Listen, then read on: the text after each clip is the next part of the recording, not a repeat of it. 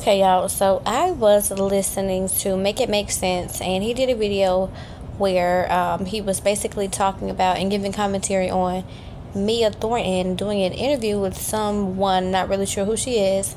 But anyway, Mia seemed to try to distance herself from the Green-Eyed Bandits and their plot to take down Chris and Candiace Bassett this season.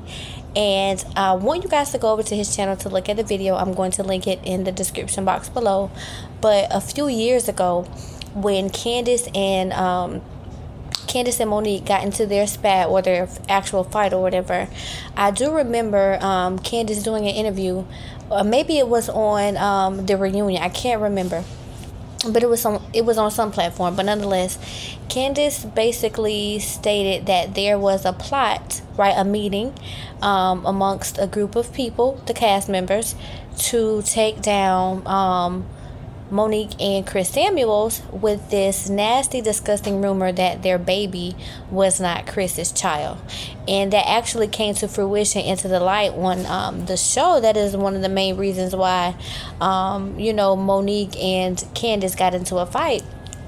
And, yeah, so basically Gizelle Robyn and Ashley have been doing this for seasons, presumably, in my opinion, since probably season 2, okay, or maybe season 3, whatever season that was, when they dressed up in those, what is it they were dressed up as, pizza workers, pizza delivery drivers, driving to Karen Huger's home to make sure that she lived there, and actually lived back in Potomac, because she and Ray at one point in time or another were going through some tax issues. So they have been doing little things like that, in my opinion, since early on, and it only makes sense as to why the things that are coming out now about them and this plan and scheme, thanks to Robyn Dixon coming out, okay, to confirm that Karen Huger was not lying. Thank you, Robyn, for the big one that you did, that I said will forever be your big one, because now you're just making it even worse, girl. Like,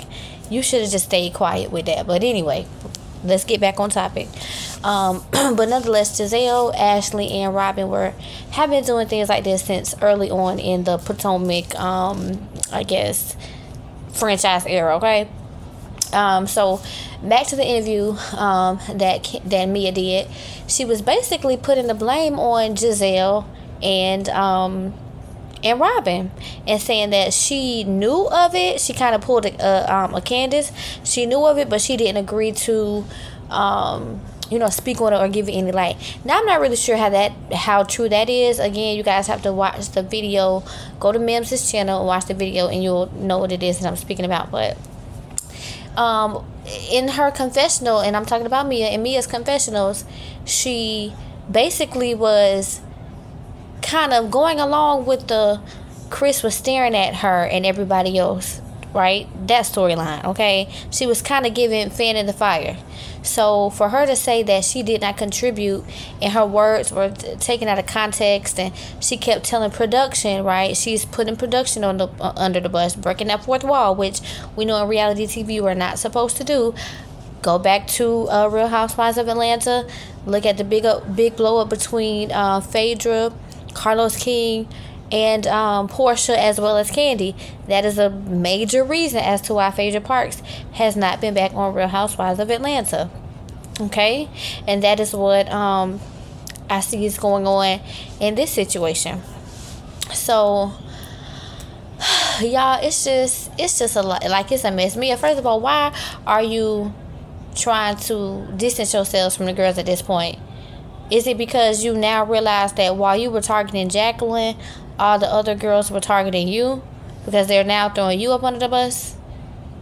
Now, y'all just have a very weird, like, I guess, dynamic of friendship. I don't even know if I would call what you all have as a friendship. It's a very toxic work environment. That's what it is, because none of y'all are friends. Y'all don't like each other.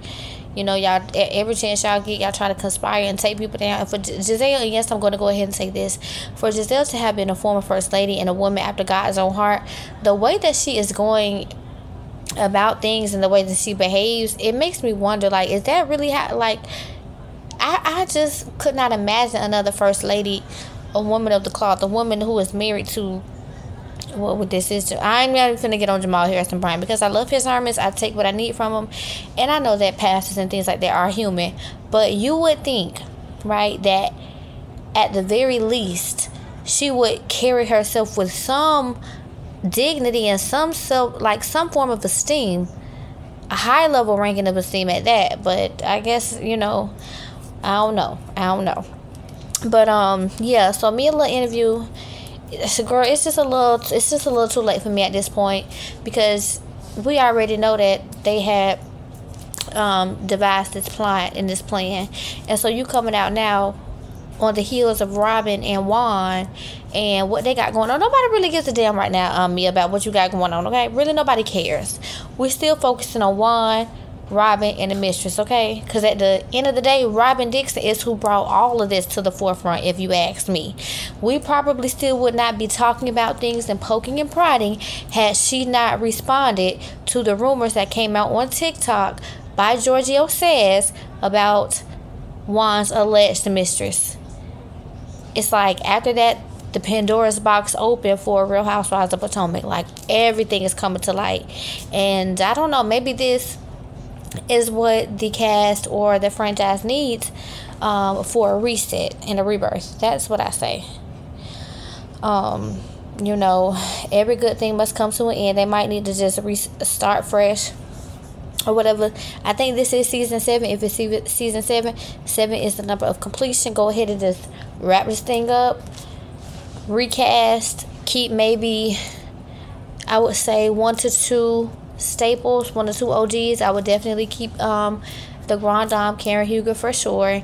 And you know what, I would say let's keep Karen and let's do Charisse. That'll be a very interesting dynamic, because you might have people that Karen brings to the table, people that Charisse brings to the table, and they might eventually come together, or they might continue to further divide themselves. So I think that would be an interesting dynamic to see moving forward from season 7 on up. But yes, you guys, that's just my little commentary on this. Let me know what you all think. Are you all tired of the Green-Eyed Bandits? Do you really give a damn about what it was that Mia had to say? I personally don't care. Like I said, I'm too invested right now with Robyn and Juan, and just trying to see what else is going on, what else could be coming, because we might as well just go ahead and say Robyn really was the MVP, because she is a gift that just continues to give even now. Even with Mia coming out to break the fourth wall and talk against and speak against, I should say, the Green-Eyed Bandits. So I don't know, haven't watched, like I said, the latest episode or the episode prior to the episode 1 of the reunion. I don't even think that's come on yet. But anyway, I wasn't interested in seeing the finale, okay? It just was a bunch of crap. I am interested in seeing the reunion, okay? Because I hear that Jacqueline is going to be coming down for Miss Mia. She's going to be breaking down the fact that you do not, ma'am, own your own businesses. You might own them, but you are not the chief executive officers, and you got pushed out of some of them. So the consensus on Twitter is that they too are, looking forward to the Mia and Jacqueline exchange. I do hear that there is going to be an apology issued from Mrs. Gizelle Bryant to Candiace Bassett, which CDB is going to in turn say, girl, I don't really give 2 F's, okay? F you and the horse that you came in on, honey, okay? The white one at that, okay? I'm really not interested in seeing anything about Juan and Robyn, to be honest, because it's going to be complete and utter BS, okay? At this point, we already know that Robyn, did not come out and confirm the allegations that Karen brought forth while they were out of town. I can't remember if it was in Mexico or wherever they were, but on a girls trip, okay? She comes out later after Giorgio Says, a TikToker and YouTuber, brought to light that there were some allegations about Juan and the mystery young lady, okay? And that what Karen Huger was saying might have some truth to it. Robyn, you should have just sat there and ate your food. You should have sat there, dribbled them basketballs, played with your boys, did whatever. Go back and line them hats, them embellished hats, girl. Yes, because you ain't said no more bit about embellishing nothing, but dazzling no hat. You ain't said nothing about that. I think that's what you need to pick up, a new hobby, and you need to go back and do that, girl, because at this point, just give it a rest this season, honey. I think some more things might come out And at this point, you don't even have to try, because you just already opened Pandora's box. So it's just all flowing out right now. It's all going to flow out.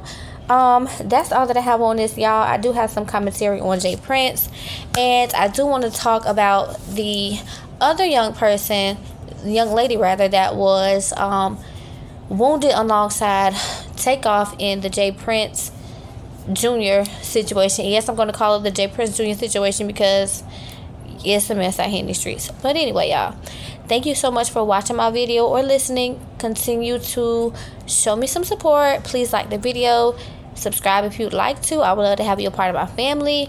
I am open to all of your comments, as long as you all keep it respectful. I don't mind. I love everybody's comments. I try my best to interact and heart and all that stuff. So happy Valentine's Night Eve, y'all. Talk to y'all later.